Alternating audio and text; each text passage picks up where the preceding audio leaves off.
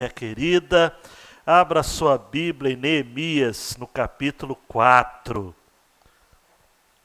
Neemias, capítulo 4.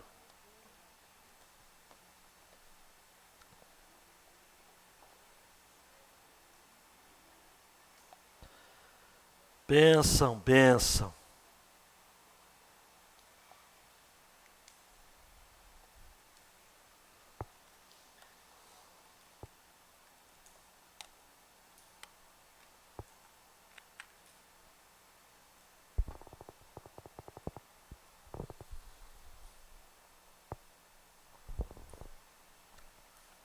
No domingo passado, amados, nós falamos sobre a lista dos trabalhadores.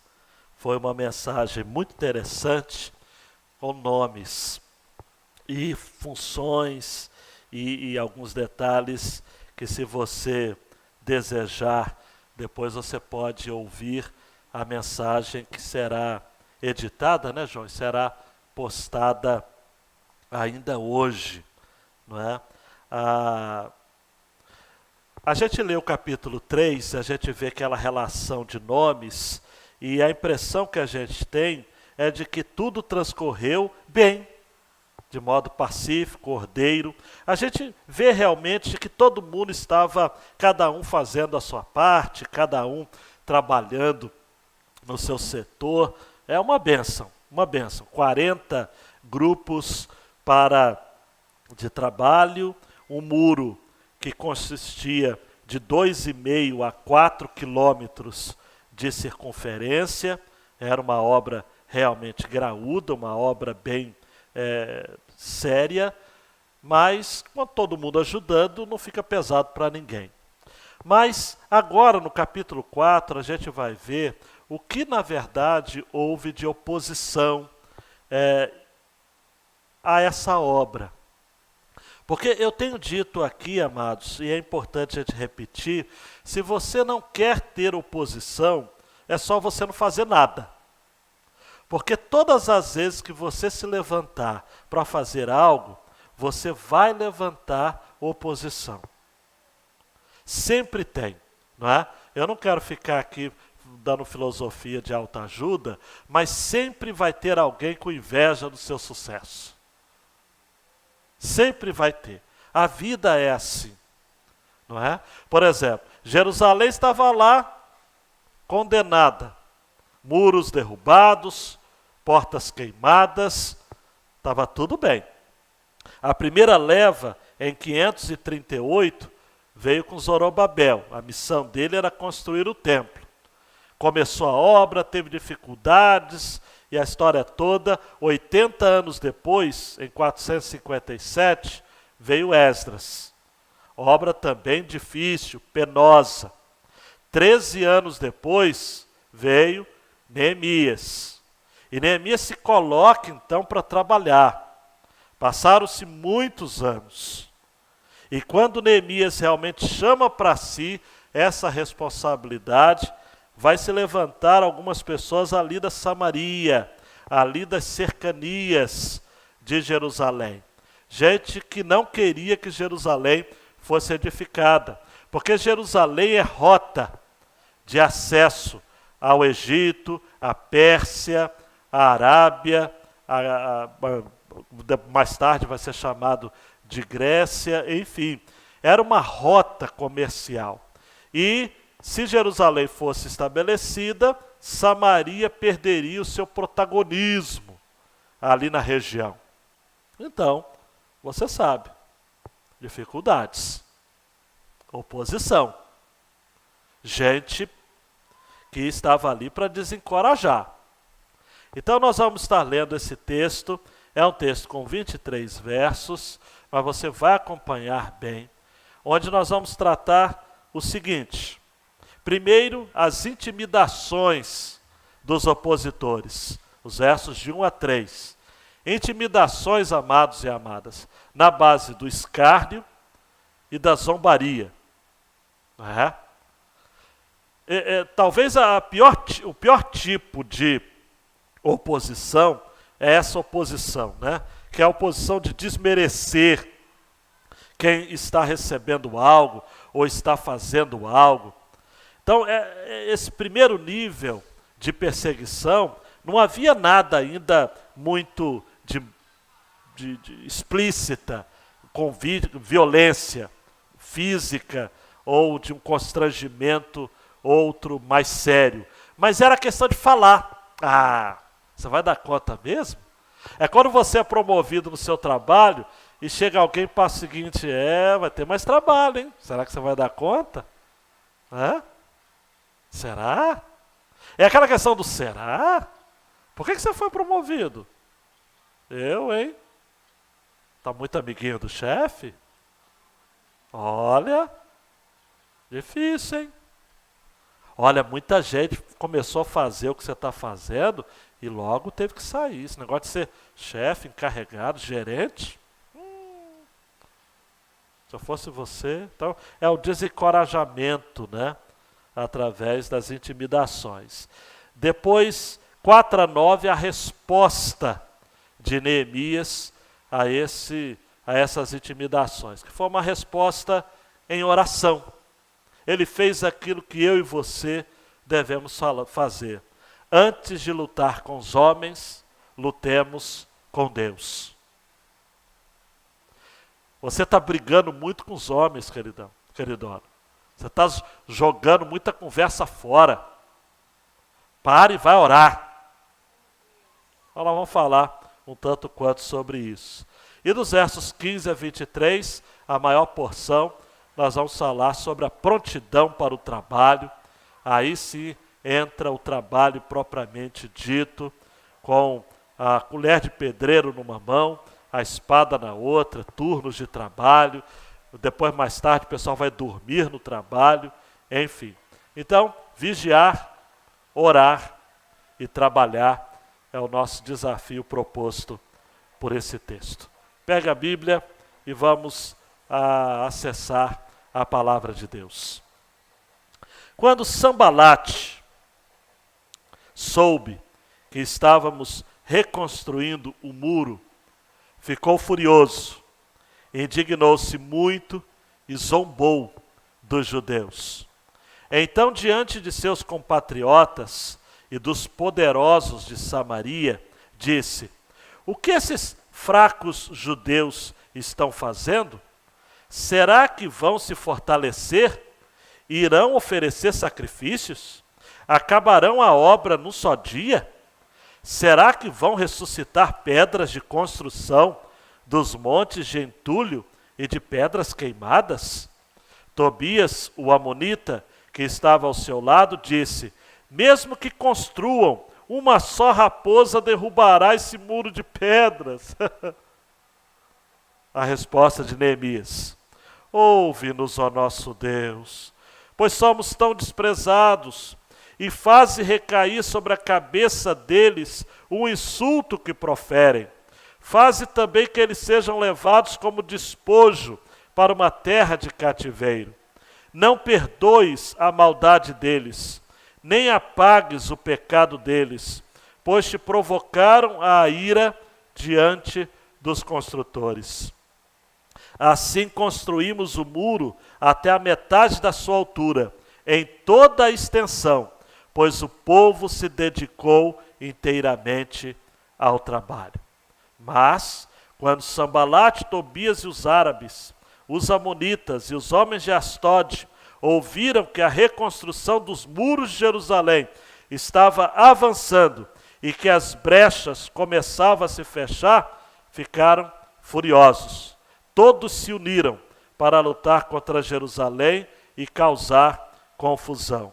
Nós, porém, oramos ao nosso Deus e colocamos guardas para proteger-nos deles de dia e de noite. Repare só uma curiosidade, né? Oramos e colocamos guardas. Oramos e colocamos guardas, né?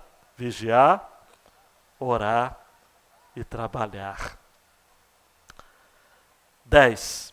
O povo de Judá, então, começou a dizer: os carregadores estão perdendo as forças, e ainda há muito entulho. não conseguiremos reconstruir o muro. E os nossos inimigos diziam: antes de saberem, ouvirem qualquer coisa, estaremos bem no meio deles e os mataremos e acabaremos com a obra deles. Mas os judeus que moravam entre eles nos advertiram 10 vezes: de todos os lugares onde moram, virão e nos atacarão.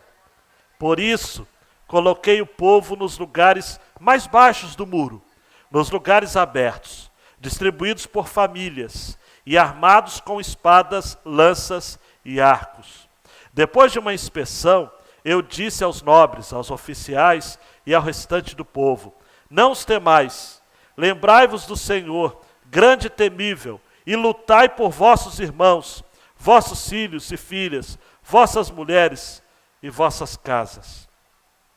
Quando os nossos inimigos souberam que tínhamos sido avisados e que Deus tinha frustrado o plano deles, voltamos todos ao muro, cada um para o seu trabalho. Desde aquele dia, metade dos meus homens trabalhava na obra, e metade empunhava as lanças, os escudos, os arcos e as couraças. E os oficiais prestavam apoio a todo o povo de Judá, tanto os que reconstruíam o muro, quanto os carregadores que transportavam as cargas, faziam o seu trabalho com uma das mãos e com a outra segurava a sua arma. Cada um dos construtores trazia a espada à cinta e assim trabalhava na construção. E o que tocava a trombeta estava ao meu lado.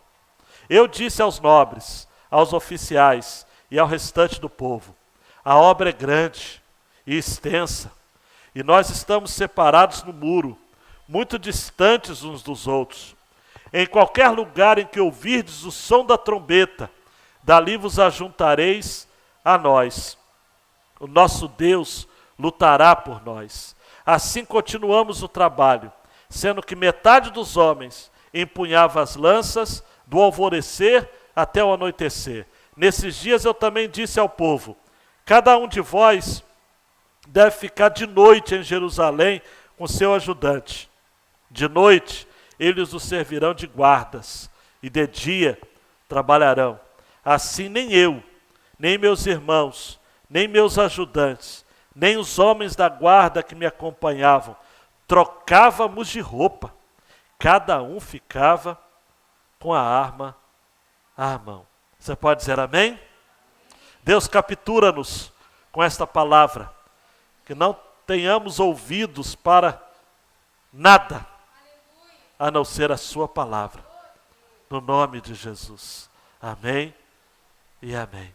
João Marcos, solta a tela aí, por favor.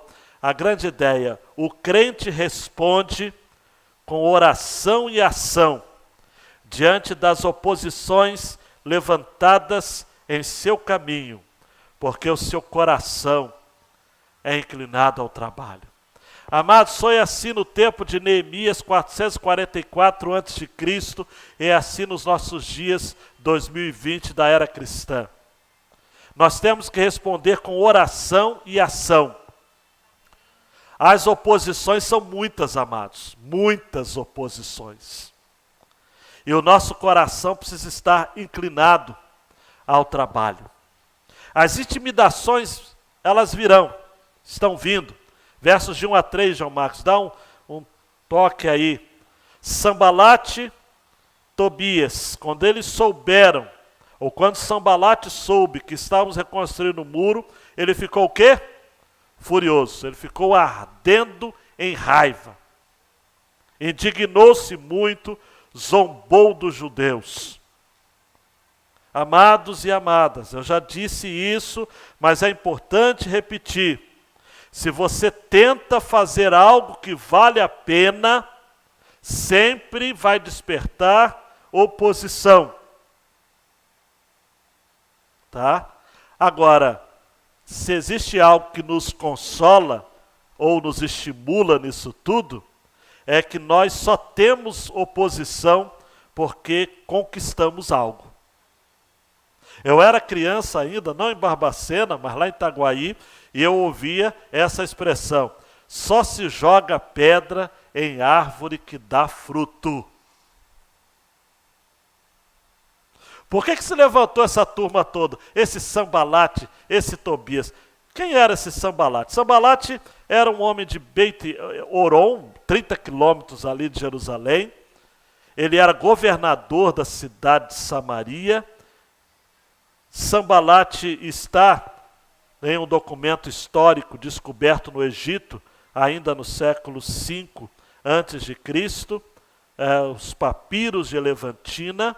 Ele tinha 2 filhos. Tobias era governador de Amon, que ficava do outro lado do rio Jordão, a leste de Jerusalém.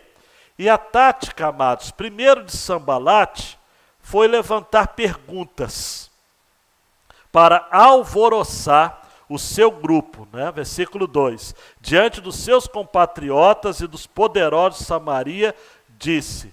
E essas perguntas, todas elas, amados, tinham como alvo desmerecer, desconsiderar, ridicularizar a obra de Neemias e do povo de Deus. O que esses fracos judeus estão fazendo? Logo já são fracos. Será que vão se fortalecer? Irão oferecer sacrifícios? No original, essa pergunta pode ser traduzida assim. Derek Kidner, comentarista, traduz assim. Será que eles pensam que vão levantar os muros só orando? Será? Será que vão acabar a obra num só dia? Isso porque, amados, Jerusalém já estava com grupos tentando reconstruir o muro já há mais de 100 anos. Isso mesmo que você ouviu. Há mais de um século. E não tinham conseguido. Você imagina você fazendo uma obra, eu quero que você pense rapidamente agora, uma obra que outros já tentaram fazer. E Deus coloca você para fazer. Pensou nessa obra? Pode ser no trabalho, pode ser na família, pode ser na vida pessoal. A questão, amados e amadas, é o seguinte: se Deus lhe colocou para fazer, Ele vai lhe dar condições. Mesmo que se levante pessoas com perguntas do tipo, será? Será que vai dar conta? Será que vão ressuscitar pedras de construção dos montes de entulho e de pedras queimadas? É importante destacar isso daqui, amados, porque as pedras empregadas na construção de Jerusalém eram pedras calcárias. E como os muros foram queimados, pedra calcária que passa pelo fogo perde a sua durabilidade, fica descascando, fica porosa. As pedras dos muros eram quase que poeira, inúteis para aquela construção. Amados, eu olho para muita coisa no Brasil, eu olho para muita coisa aqui em nossa igreja, eu olho para muita coisa na sua vida, pelo pouco que eu lhe conheço, tem muita coisa que já virou poeira na sua vida, na sua casa, no seu trabalho. Eu não quero parafrasear a música popular, mas já levantou poeira. E as pessoas começam a dizer, já tentaram, ninguém conseguiu. Quem é você? Quem é você? Quem é você para ainda ter esperança na salvação do seu cônjuge? Quem é você para ainda ter esperança de que seus filhos vão retornar para Jesus e para a casa de Deus? Quem é você para se levantar no trabalho como uma influência? Quem é você para permanecer na promoção que você já recebeu? Quem é você para terminar a sua faculdade? Você é pobre, preto e feio. Quem é você? E as pessoas falam. E as pessoas se levantam. Os intimidadores, os Sambalates. E Tobias? Tobias não ficou para trás não, versículo 3. Tobias, o amonita que estava ao seu lado, diz, mesmo que construam, uma só raposa derrubará esse muro de pedras. Bom, é o seguinte, deixa construir. Vai vir uma raposa. Amados, a raposa é um animal conhecido pela esperteza, pela velocidade, pela sagacidade, mas não é pela força. Então, se está falando que pode passar uma raposa para destruir o muro, quer dizer o seguinte, olha, é pouca coisa. Não liga fulano de tal, não. É café com leite, é fraquinho. O que ele vai levantar, vai cair. Ah, amados, eu nem vou ficar repetindo muito nesse ponto, porque você já sabe. Pessoas se levantam assim. E as pessoas são vis. Olha, eu não vou ficar chorando as pitangas não, mas às vezes orando eu falo, Senhor, como pode ser mal o ser humano? Como pode falar, desdenhar, desconsiderar, desanimar? 10 animados tem que trabalhar muito para animar um desanimado. Agora, um desanimado contagia 10 animados. É só falar assim, será? E muitas vezes, Arthur, Giovana, os mais jovenzinhos aqui e outros, o Tobias e Sambalate muitas vezes está dentro da gente. Ah, eu não vou dar conta mesmo não. Você acredita em mentiras que você ouviu um dia ou que você tem como verdade para você. Coisa séria.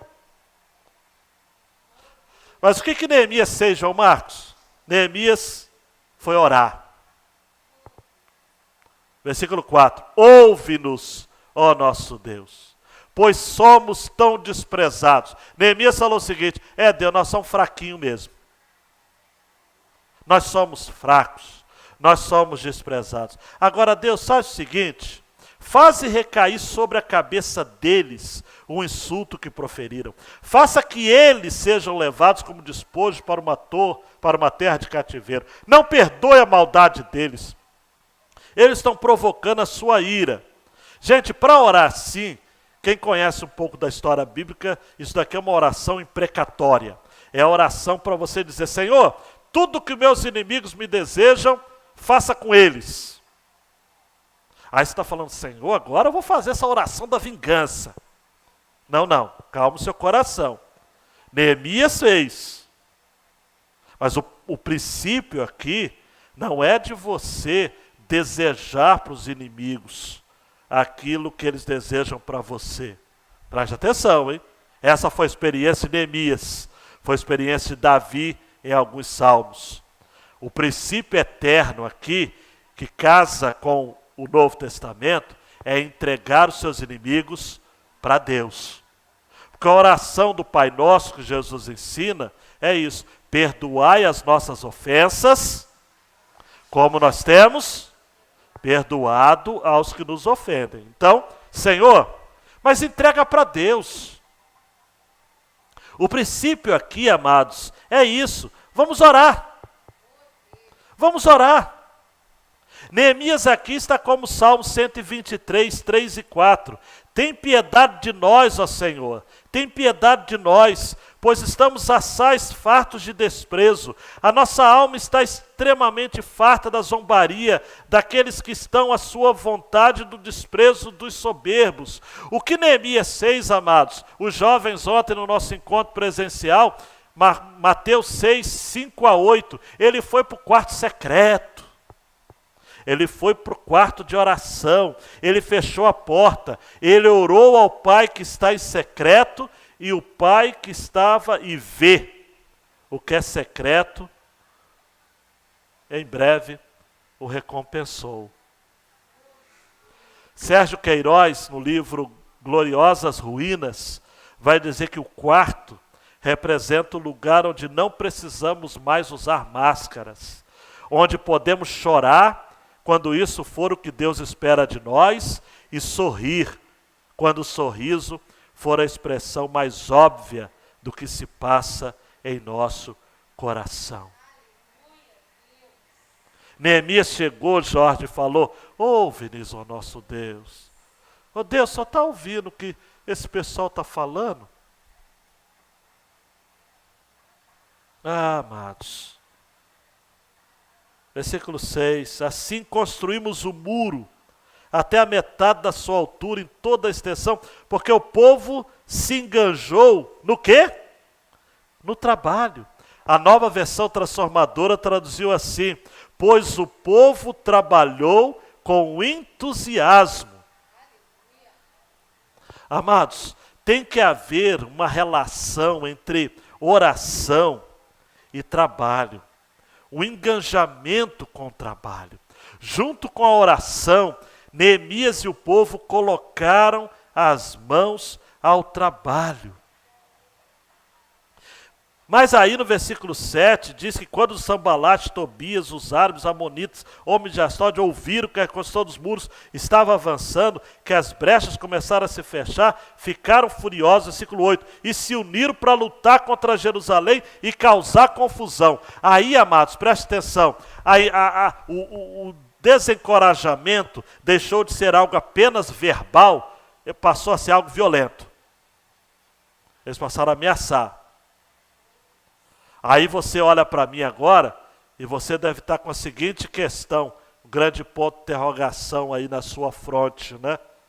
Mas Neemias orou e piorou, não é? Era só intimidação verbal. Neemias orou, agora é uma retaliação violenta. Mas preste atenção aqui, por favor. A oposição não desaparece porque você ora. Muitas vezes, ela aumenta e se torna ainda mais ameaçadora. Mas mesmo assim, Deus manda dizer a você, prossegue o trabalho. Prossegue o trabalho. Avance. Todos se uniram para lutar contra Jerusalém e causar confusão. Versículo 9. Nós, porém, oramos ao nosso Deus e colocamos guardas para proteger-nos de dia e de noite. É vigiar e orar. É o que Jesus falou, amados. Mateus 26, 41, Lucas 21, 36. Vigiai e orai para que não entreis em tentação. É um engano, é um ledo engano acreditar que você vai orar e os seus inimigos vão se silenciar, ou seus problemas vão, como que Tabajara, todos os seus problemas acabaram. Não. Mas você vai manter o seu espírito atento. E como diz Jesus, o espírito está pronto, a carne é fraca. Por isso que você sofre. Você sofre porque o seu ânimo, muitas vezes, a escola dominical hoje, né? Muitas vezes o seu ânimo fica para baixo. E o sofrimento é humano. E David Paulson, né, na escola dominical, a imagem de Deus em nós não nos torna insensíveis. Não nos torna insensíveis. E outra coisa, vai levantar oposição de onde você menos espera. Porque até piorou, quer ver por quê? Versículo 10. O povo de Judá começou a dizer, gente, era perseguição interna. O problema de Neemias aqui, amados, não era externo. Ele achava que era Tobias, Sambalate, mas era gente do próprio povo, e começou a dizer o seguinte, os carregadores estão perdendo as forças, versículo 10, e ainda há muito entulho, e não conseguiremos reconstruir o muro. Por quê, amados? Porque eles estavam cansados. Não existe, preste atenção nesse ponto aqui, por favor, não existe um momento em que você está mais vulnerável do que quando você está cansado. E os seus inimigos sabem disso. E Satanás sabe disso. Começou a levantar, a carregar entulho, dá cansaço. Não dá, João Batista? Meu Deus do céu. Gente trabalhando dioturnamente. E às vezes as pessoas estão ali perdendo as forças e aí chega alguém e fala o seguinte: eu acho que a gente não vai conseguir não. Mais uma vez, Sérgio Queiroz, em nossas experiências como instrumentos de restauração nas mãos de Deus, não faltarão aqueles que nos desestimularão a prosseguir, ao ver no nosso semblante as marcas do cansaço, as feridas que foram abertas no processo, o medo diante do desconhecido, ou até mesmo a evidente insensatez dos nossos planos. Não é? Aqui tinha uma pessoa que fazia isso, né?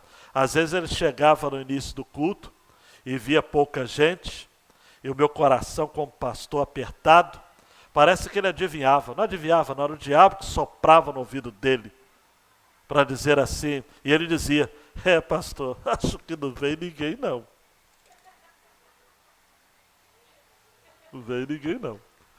Tinha um outro cidadão aqui também, graças a Deus, Deus já levou, que Deus o tenha, que quando a gente foi comprar esse terreno aqui, se o irmão Israel estivesse aqui, Glaucio, ele ia lembrar com certeza que ele estava comigo na reunião. Estava, naquele tempo que ele estava 100%, e aí nós estávamos negociando a compra desse terreno com muita dificuldade, porque a gente comprou esse terreno sem dinheiro, né? Então, quer dizer, como é que compra, né? Sem dinheiro. Nossa igreja tinha 54 membros, muito jovem, muito adolescente, aquela história toda, uma renda. Mas nós sentamos para conversar com o cidadão. E uma das pessoas que estavam ali, da diretoria da igreja, amados, ele ficava fazendo negócio na perspectiva do comprador, de quem estava vendendo, não do nosso lado. Teve uma hora que a gente fez uma oferta e ele mesmo que estava com a gente falou: pastor, aí também não, né? Tem que ter fé, mas não é tanto, né? Na reunião, o Israel deu uma sapatada nele, ele ficou quietinho no canto e coisa e tal. Amados, espera aí. A pergunta que não quer calar: o que fazer quando os entulhos são muitos?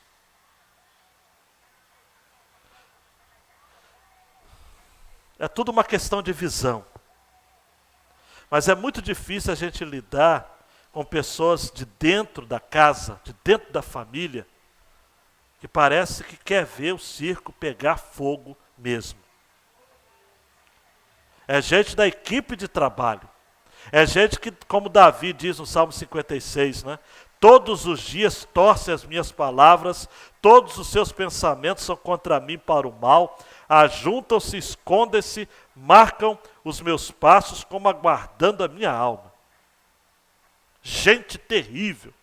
Se isso não fosse bastante, amados, no versículo 11, e os nossos inimigos diziam: antes de saberem ouvirem qualquer coisa, estaremos bem no meio deles e os mataremos e acabaremos com a obra deles. Isto é, os inimigos aqui não estavam falando não, amados. Os nossos inimigos diziam, fala de quem estava ali entre o povo de Deus. E que ficava, ao invés de repetir as palavras do Senhor, porque esse pessoal orou junto com Neemias. Mas agora está fazendo o jogo do inimigo. E se isso não fosse o bastante, versículo 12, mas os judeus que moravam entre eles, isto é, lá em Samaria, nos advertiram 10 vezes. Esse 10 vezes aqui não é literal, né? É muitas vezes. De todos os lugares onde moram, virão e nos atacarão. Gente de dentro da gente falou o seguinte: não é por nada não quero falar não, mas os inimigos falaram que vão matar a gente. O que fazer é outra pergunta, quando o inimigo está próximo da gente. Parafraseando o filme, quando a gente está dormindo com o inimigo, convivendo com o inimigo.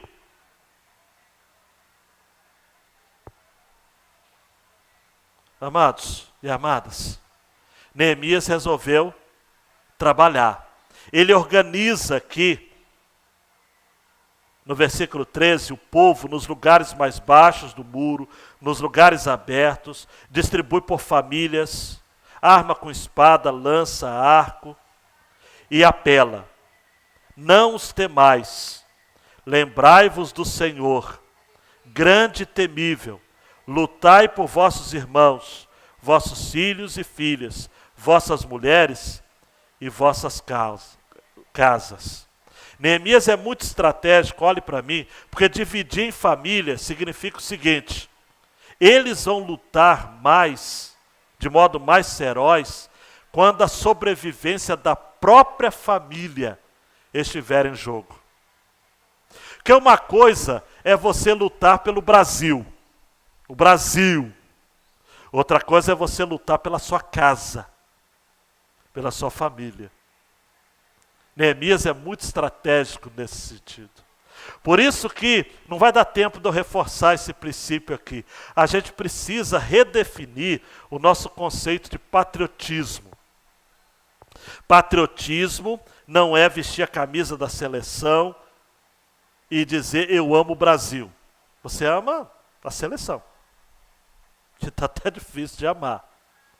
Patriotismo também não é você dizer eu quero o Brasil melhor. Patriotismo também não é colocar a mão no peito quando canta o hino nacional. Patriotismo é fazer, é zelar, é cuidar, é orar do Brasil como se fosse a sua família.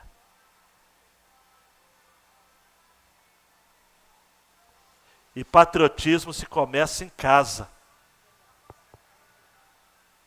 Em casa. Você é um péssimo pai. Nunca será um bom brasileiro.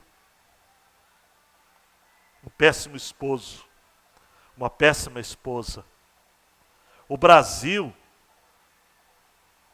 a melhora do Brasil, a transformação do Brasil, passa pela transformação da sua vida, da sua casa, dos seus valores pessoais.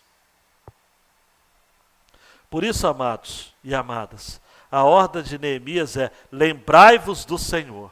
Primeiro, Deus. Você precisa ter um objetivo em Deus.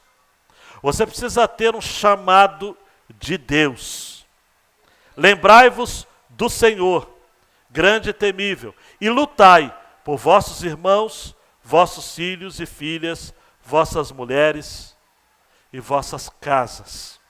Rapidamente aqui eu só vou citar um livro que eu estou lendo do Iago Martins, que fala sobre a questão dos mendigos, e ele pegou a ideia dos campos de concentração no olhar de Viktor Frankl, para dizer de que assim como nos campos de concentração, nas ruas, existem 4 tipos de relacionamentos que as pessoas desenvolvem no que diz respeito à esperança e ao sentido da vida.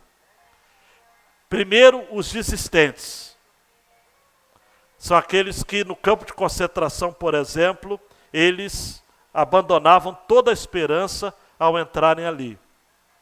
E realmente ficavam parados esperando a morte chegar, como na canção de Raul Seixas, com a boca arreganhada de dentes.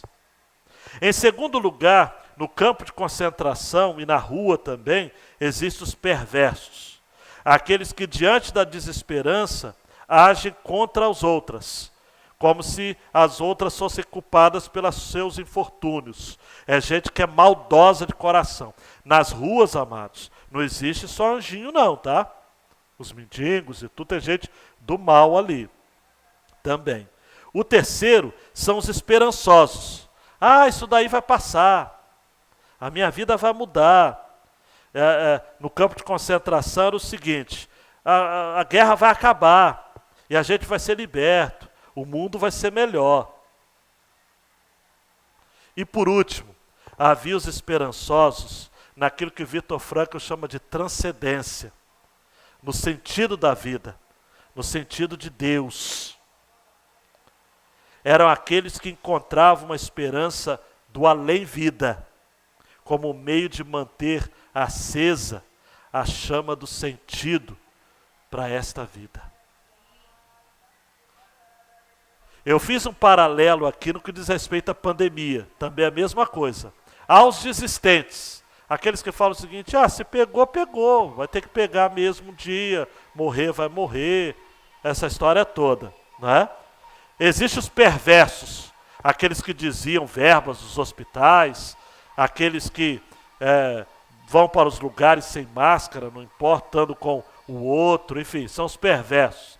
Existem aqueles que são esperançosos, a pandemia vai acabar, está acabando. Alguns até falam, já acabou. Não é? Mas existem aqueles que têm a esperança em Deus e acreditam que Deus está fazendo algo no mundo. Lembrai-vos do Senhor, grande e temível, e lutai por vossos irmãos, vossos filhos e filhas, mulheres e casas.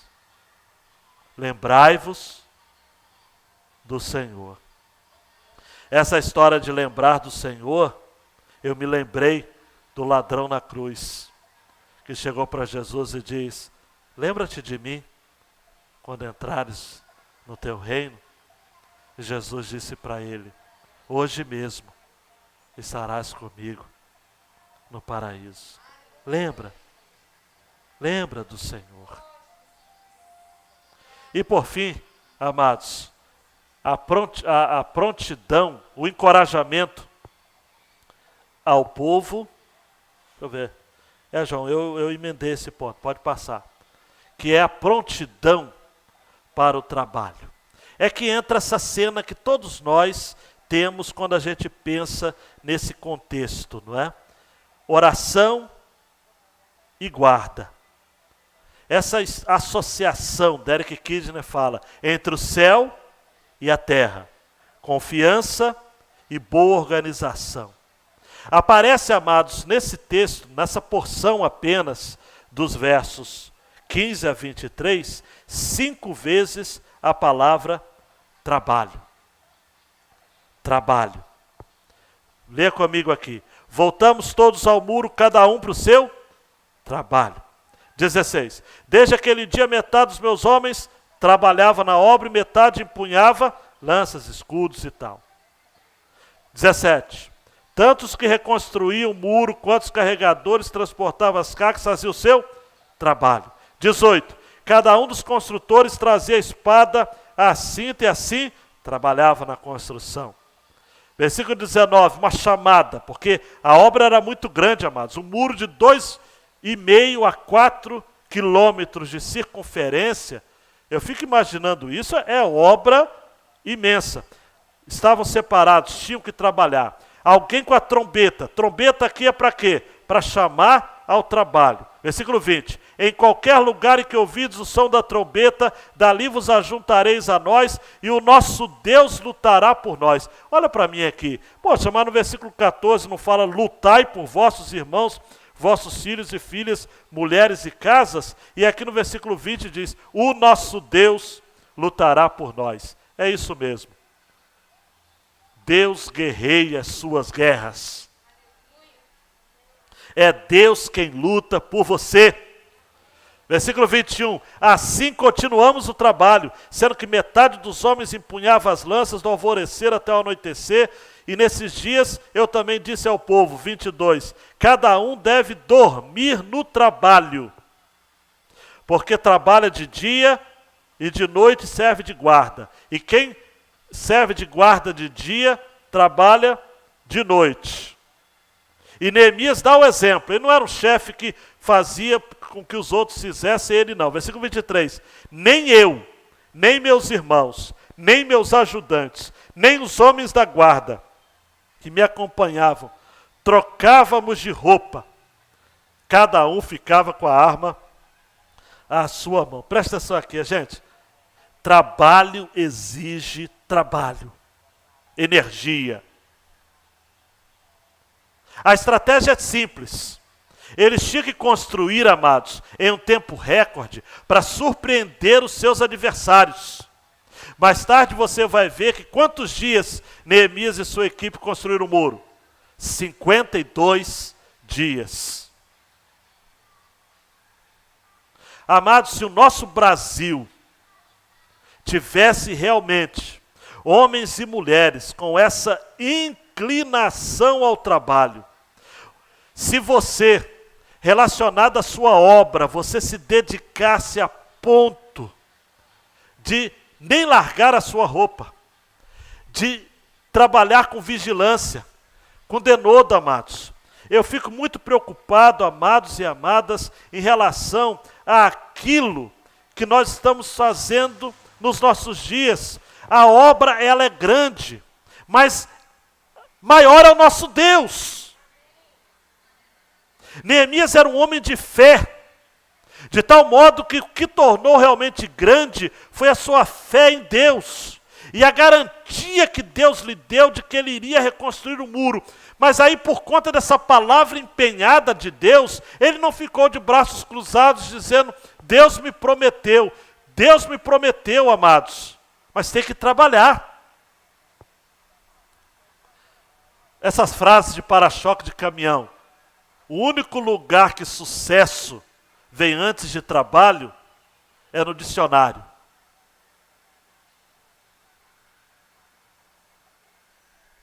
Se você tem dificuldade de trabalho ou de trabalhar, você tem dificuldades com o próprio Deus. Foi Deus quem inventou o trabalho. Amanhã, no Comece Bem a Semana, você vai receber e você vai lembrar disso. Tem gente que fala que o trabalho vem em Gênesis 3. Do suor do seu rosto trabalharás e tudo mais. Não, não. O trabalho está em Gênesis 2, quando Deus criou o homem e o jardim e colocou o homem para lavrar e guardar o jardim. O trabalho foi criado antes da queda. O próprio Deus, amados, criou o 7º dia para descansar. E o verbo descansar no hebraico significa se satisfazer. Ele ficou satisfeito com o trabalho. O próprio Deus, amados, em Isaías 53 fala que Deus se alegrou com o seu penoso trabalho. O trabalho faz parte da agenda de Deus. Deus quer que você seja pronto para o trabalho. Vamos às aplicações, amados e amadas, para você ir para sua casa com este coração ardendo. Primeiro, cuidado com as palavras de intimidação que você está permitindo que moldem a sua opinião pessoal sobre o momento que estamos vivendo. O que você está ouvindo? Quem que está moldando a sua opinião pessoal a respeito da pandemia, dessa crise que a gente está vivendo? Os infectologistas, os jornalistas, os intelectuais, a mídia no geral, os governantes políticos? Deixa Deus fazer a sua cabeça. Não ande pela cabeça dos outros, amados. Porque senão, amado, você não vai... Eu falei com vocês, acho que foi num culto desses aqui, que teve um cidadão, um engenheiro de som, que falou o seguinte: olha, para a gente voltar aos cultos tem que tomar cuidado, porque é 1,5 metro, como a gente tem aqui, de boca fechada. Se cantar, tem que colocar 3 metros de distância. Amados, se a gente for seguir a opinião de algumas pessoas, a gente não vai sair de casa nunca mais na vida.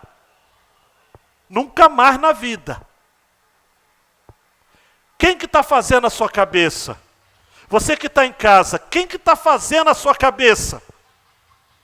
Os Tobias e os Sambalates? Nós, amados e amadas, eu sei que nós temos que ter responsabilidades. Não sou negacionista, mas também não sou cientificista. Não quero ser refém da negação, mas também não quero ser refém de uma pseudociência que tenta enquadrar o mundo naquilo que ainda está sob testes e estudos, e que não há nada ainda comprovado. Porque, amados e amadas, nós como crentes em Cristo Jesus, nós somos chamados para sermos loucos. 1 Coríntios 1, 27. Mas Deus escolheu as coisas loucas deste mundo para confundir as sábias, e Deus escolheu as coisas fracas deste mundo para confundir as fortes. Eu não estou dizendo aqui com a gente que a gente vai tirar a máscara, vai começar a se abraçar, precisamos tomar os cuidados. Agora, cá para nós, vamos combinar uma coisa? Tem gente que está exagerando. Tem gente que está exagerando. Tem gente que está fazendo a famosa seleção natural, o darwinismo comportamental. É para a praia, pode. Para o lazer, pode. Mas para a igreja, não pode. Para a festinha, pode. Mas para a escola, não pode. Está maluco? Não é? Visitar festa de aniversário, pode. Ir lá, pelo menos, para ver se a minha mãe e meu pai estão vivos. Porque tem filho que está abandonando pai e mãe. Não pode. É perigoso contato com os idosos. Calma aí. Quem está moldando a sua opinião? Vamos estudar, vamos ler, mas tem muita coisa exagerada aí. Muita coisa exagerada. Segundo, não hesite em buscar a Deus em oração em todo o tempo. E aí vem essa frase aí para balançar seu coração, Jorge, Jaqueline. Mole seu travesseiro com lágrimas, mas deixe-o secar com o calor das suas orações. Tem que chorar, tem que chorar. Mas deixa secar com o calor das orações. Eu tenho vários versos aqui de oração que não vai dar para eu ler, né? Mas vou ler só o Salmo 4:3. Sabei, pois, que o Senhor separou para si aquele que é piedoso. O Senhor ouvirá quando eu clamar a Ele. E Filipenses 4:6. Esse eu tenho que citar. Estenda suas mãos assim para receber essa palavra, por favor. É um símbolo, mas não estejais inquietos por coisa alguma. Antes, as vossas petições sejam em tudo conhecidas diante de Deus pela oração e súplica, com ação de graças. Vai orar. Vai orar. Cyril Berbia vai dizer o seguinte: a oração é parte imprescindível da nossa sanidade mental. Eu não quero tirar o emprego dos psiquiatras, terapeutas, psicólogos, mas tem muita gente desordenada mentalmente, maluco beleza mesmo, mas que se organiza nos pensamentos a partir da oração. É só orar. A oração mostra a você, amados, é aquela questão, o Cyril Berbia fala nesse sentido também. A oração, ou na oração, nós temos a oportunidade de conversar com Deus sobre a questão e obter dele uma nova perspectiva dos nossos problemas. Porque muitas vezes na oração você fala, caramba, o problema realmente não tá, eu estou olhando para o lado errado, eu estou olhando enviesado, eu estou olhando o tapete pelo lado do avesso. Eu não estou conseguindo ver a beleza do tapete. O tapeceiro está trabalhando na minha vida e eu estou dizendo que a obra está feia. Porque quando se vê pelo lado certo, muda-se a expressão do rosto e se descobre que a obra é de arte mesmo.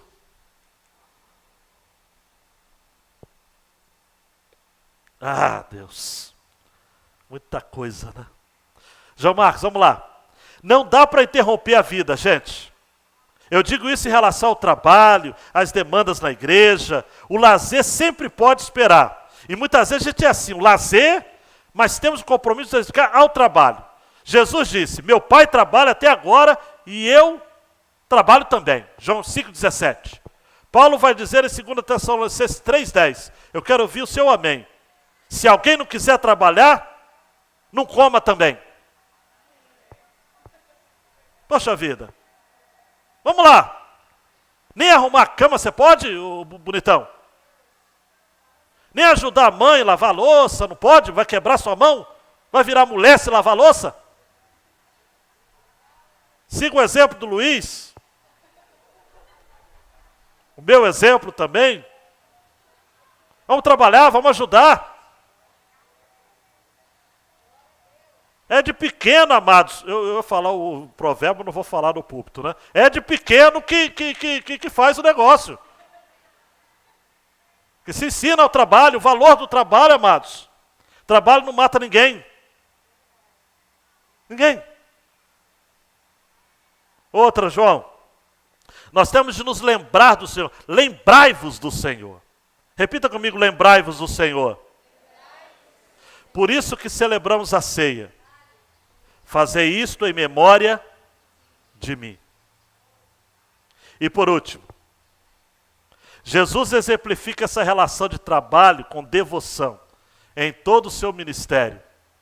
São Bento, no século V a.C., da ordem dos beneditinos, ele estava correto ao ensinar: ora et labora. Isto é, ora e trabalha. Jesus disse em João 6,27, trabalhai não pela comida que perece, mas pela comida que permanece para a vida eterna. O filósofo Mário Sérgio Cortella disse o seguinte: a ideia de trabalho como castigo precisa ser substituída pelo trabalho, ou pelo conceito de realizar uma obra.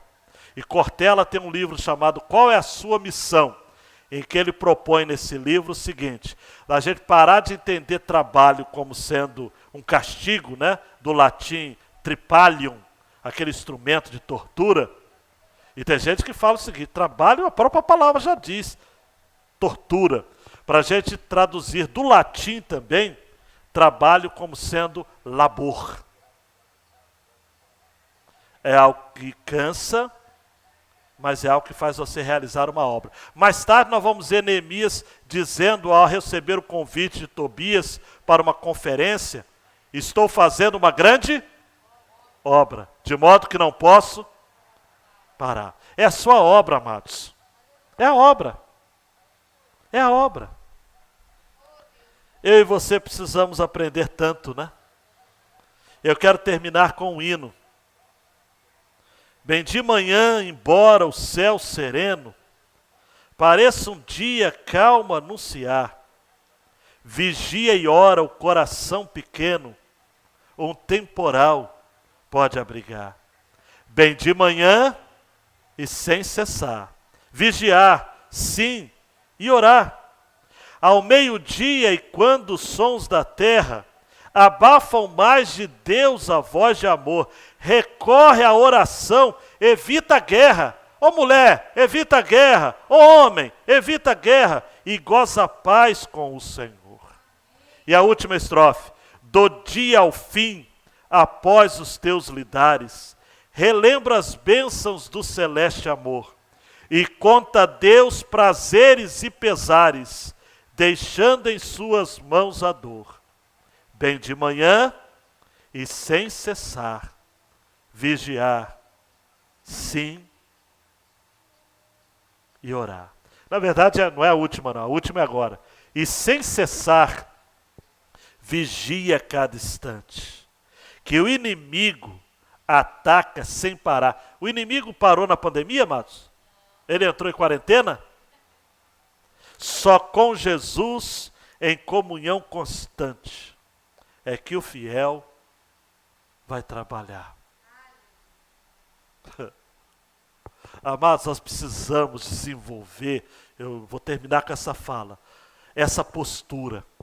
Diz que na Segunda Guerra havia um slogan entre alguns soldados crentes que era assim: meu irmão, ora por mim, mas passa a pólvora. Isto é, meu irmão, ora por mim, mas vamos para a guerra. Amanhã não, porque é feriado, né? Mas terça-feira, vamos para a guerra. Orar, vigiar e trabalhar. Fique de pé, meu queridão, minha queridona, por favor. Amados e amadas, esse tempo está sendo difícil para todo mundo. Seria muito melhor a gente ficar em casa, no online, no sofá, o pé para cima. Ah, quando essa pandemia acabar, aí que eu vou... O negócio é tudo... Parar com esse negócio depois da pandemia. É igual a pessoa que quer me chamar para almoçar e fala o seguinte: pastor, depois da pandemia vamos almoçar. Não, me chama já. Depois da pandemia, Willian, poxa vida. Então, depois da pandemia eu vou fazer um curso. Vai na internet, faça um online. Faz o Perspectivas. Eu garanto. Depois da pandemia eu vou arrumar um trabalho.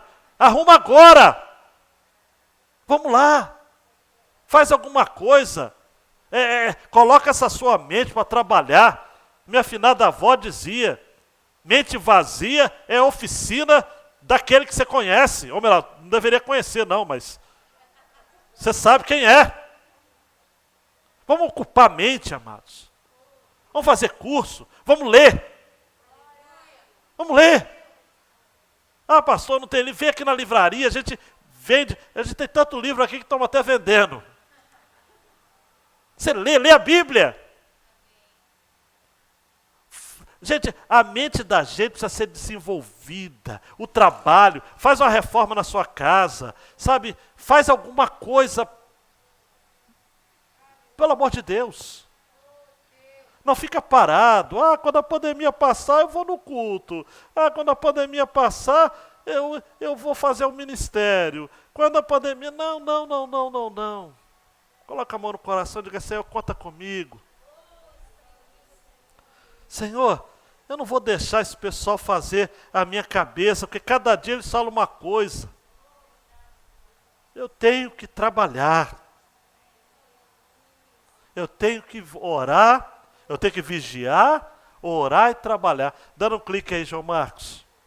O pessoal levar para casa essa frase. O crente responde com oração e ação diante das oposições levantadas em seu caminho. Porque o seu coração é inclinado ao trabalho. Para de acordar tarde, queridão e queridona. Pastor, mas eu estou sem aula. Eu estou sendo aula à noite. Para de dormir até meio-dia, 1 hora, seu cérebro vai atrofiar. Daqui a pouco você está com o cérebro de uma ameba. Mantenha uma rotina. Poxa vida. Vamos lá. Deus meu. Levanta um povo trabalhador aqui nesse lugar. Gente que realmente, Pai, está fazendo uma grande obra. Gente, meu Deus, que ouve os Tobias e Sambalates, mas que não cai nas suas tramóias. Gente que ora, gente que busca a sua face. Gente que ora e vigia. Gente que se compromete com o trabalho. Gente que para de ficar olhando para um lado e para o outro. A sua palavra diz em Eclesiastes capítulo 11, quem olha para os ventos nunca colherá. Quem fica observando as nuvens nunca semeará. De manhã planta a semente, à tarde não retenhas a tua mão, porque tu não sabes qual das duas prosperará, se esta, se aquela, ou se ambas serão igualmente boas. Levanta um povo trabalhador aqui, zeloso, um povo que labuta, um povo que tem obra, um povo que de fato está atento neste tempo, de que o Brasil será reerguido com muito trabalho. A família vai ser reerguida com muito trabalho. A igreja será reerguida com muito trabalho. No nome de Jesus. Amém e amém. Amém. Tá certo, meu querido, ore, agradeça a Deus por essa palavra. Agradece, viu? Agradece a Deus por essa palavra. Veio como uma bomba no seu coração, não foi? Agradece. Obrigado que você está aqui, veio, participou do culto. Você em casa, mas eu estou esperando você aqui, quinta-feira. Vamos juntos. Que o amor de Deus o Pai e a graça salvadora de nosso Senhor e Salvador Jesus Cristo e as consolações do Espírito Santo esteja com todos vocês, esteja com o povo de Deus na superfície da terra, desde agora e para todos sempre. Amém. Amém.